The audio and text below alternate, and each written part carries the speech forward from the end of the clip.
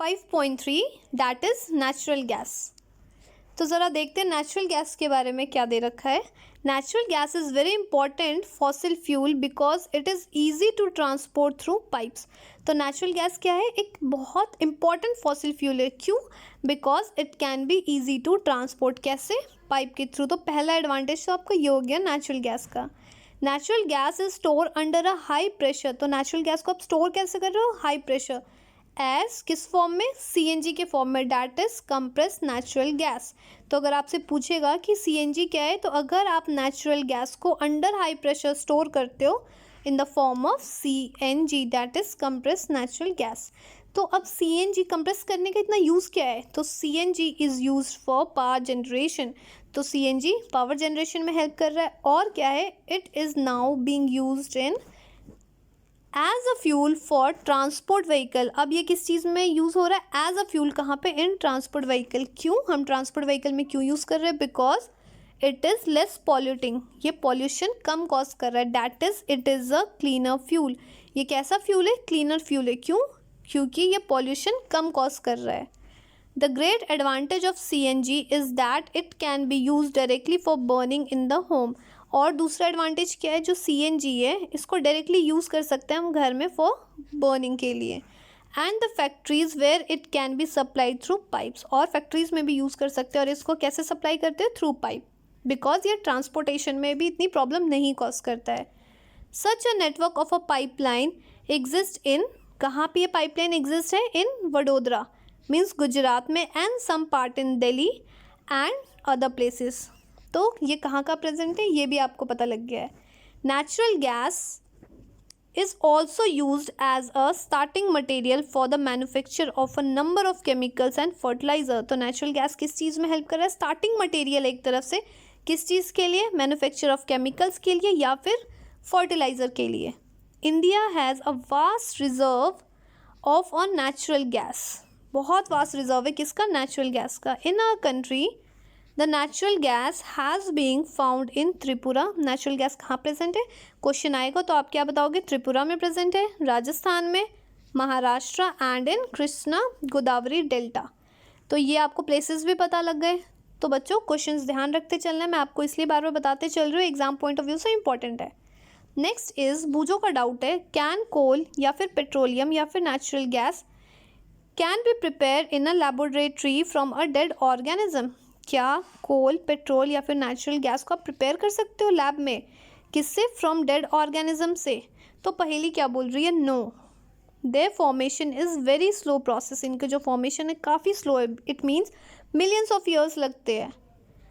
And the condition for the formation can not be created in the laboratory. और क्या बोल रहा है? जो कंडीशन, जो भी कंडीशन चाहिए वो आप लैब में क्रिएट नहीं कर सकते हो। क्यों? क्योंकि काफ़ी ज़्यादा हाई प्रेशर एंड टेम्परेचर चाहिए और ये क्या है? काफ़ी स्लो प्रोसेस है।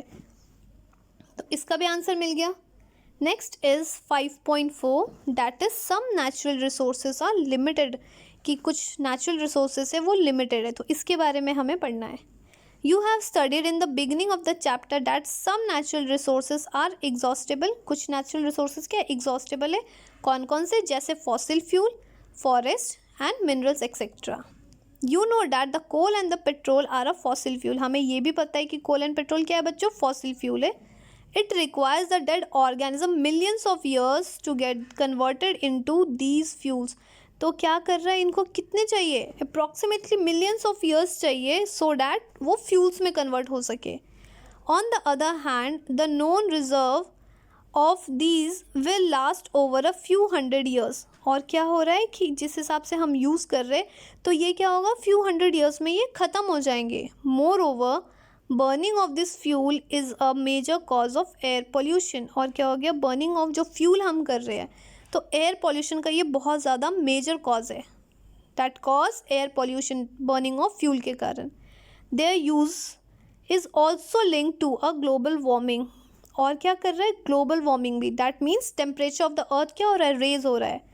It is therefore necessary that we use this fuel only when absolutely necessary. It means कि फ्यूल हमें तब यूज़ करना है जब बहुत ज़्यादा ज़रूरत हो।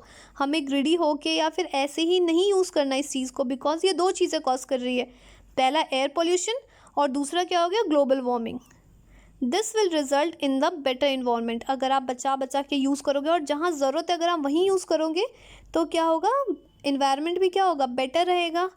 Smaller risk of global warming भी कम हो जाएगा, रिस्क ऑफ ग्लोबल वार्मिंग वो भी कम हो जाएगा। And the availability for a longer period of time, और क्या होगा, ये अवेलेबल कब तक रहेगा, for a longer period of time तक। In India the petroleum conservation research association, that is PCRA, आपको फुल फॉर्म में भी पूछ सकते हैं तो ध्यान रखना है। अगर पूछेंगे कि PCRA क्या है तो आप क्या बताओगे, petroleum conservation and research association advises the people how to save the petrol and diesel while driving. तो ये क्या बताता है आपको, ये एडवाइस क्या देता है, that how to save petrol and diesel while driving. तो कौन कौन से टिप्स देते हैं, यहाँ पे 4 टिप्स दे रखे हैं। First, drive at constant and moderate speed as far as possible. Try क्या करना है कि हमें यूनिफॉर्म या कांस्टेंट स्पीड या मॉडरेट स्पीड पे ड्राइव करना है जितना हो सके as far as possible. Second is switch off the engine as a traffic light और at a place where you have to wait. आप या तो कहीं वेट करना है या फिर ट्रैफिक लाइट सिग्नल पे क्या करना है, आप इंजन को स्विच ऑफ कर दीजिए। Third is ensure the correct tyre pressure, जो प्रेशर है टायर का वो करेक्ट होना चाहिए। And the fourth is ensure the regular maintenance of the vehicle, और मेंटेनेंस जो व्हीकल का है वो रेगुलर मेंटेन करना है। तो बच्चों इतनी सारी चीज़ें हैं जो क्या बता रहा है आपको, PCRA एडवाइस कर रहा है। तो ये एग्ज़ाम में आएंगे, मैक्सिमम चांसेस होते हैं आने के लिए, इसलिए ध्यान देना है। नेक्स्ट आता है बच्चों कीवर्ड्स। तो ये जितने भी कीवर्ड्स हैं हम पढ़ चुके हैं, जैसे कोल हो गया, आपका कोल गैस हो गया, कोल तार, Coke, fossil fuel, natural gas, petroleum and petroleum refinery. तो ये सारी चीज़ें इंपॉर्टेंट है एग्ज़ाम पॉइंट ऑफ व्यू से, इनको ध्यान रख लेना है। तो बच्चा चैप्टर आपका यहाँ पे ख़त्म होता है। अगर चैप्टर समझ में आए तो लाइक करिए, शेयर करिए एंड सब्सक्राइब करिए।